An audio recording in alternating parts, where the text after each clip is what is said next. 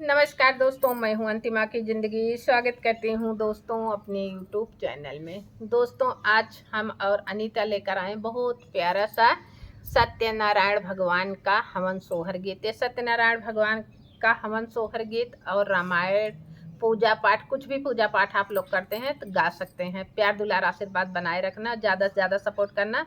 ये हमारे चैनल पर भी जाएगा और अनीता के देहाती लोकगीत पे भी आएगा, तो आप लोग प्यार दुलार आशीर्वाद जरूर देना। धन्यवाद। पाँच ही बेदी मारे आंगने, पाँचहु बेदी बाग जलई हो, सासो भारी मुख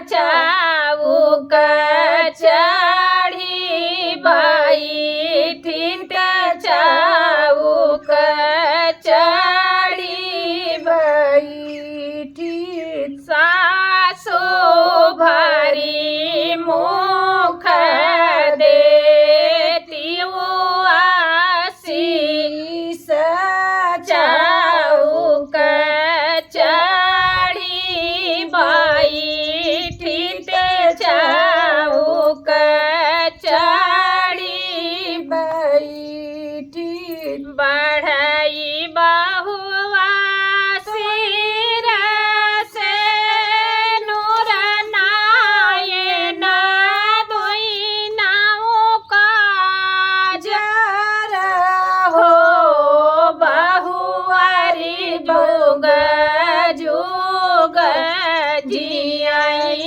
तोरा लालना मायांगना, हमारे खेलाई आंगना, हमारे खेलाई नातिया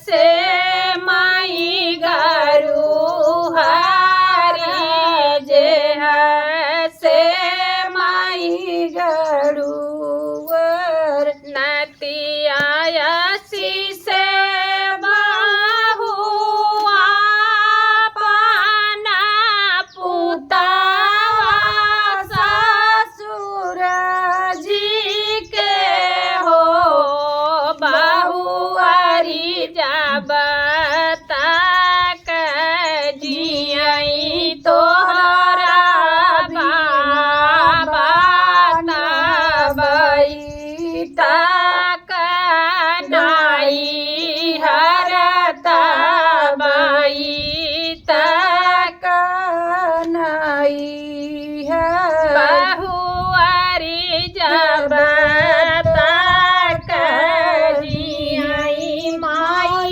बापाई, तबई तक नाई हर, तबई तक नाई हर। धन्यवाद दोस्तों। गीत कैसे लगा कमेंट बताना, भरपूर सपोर्ट करना।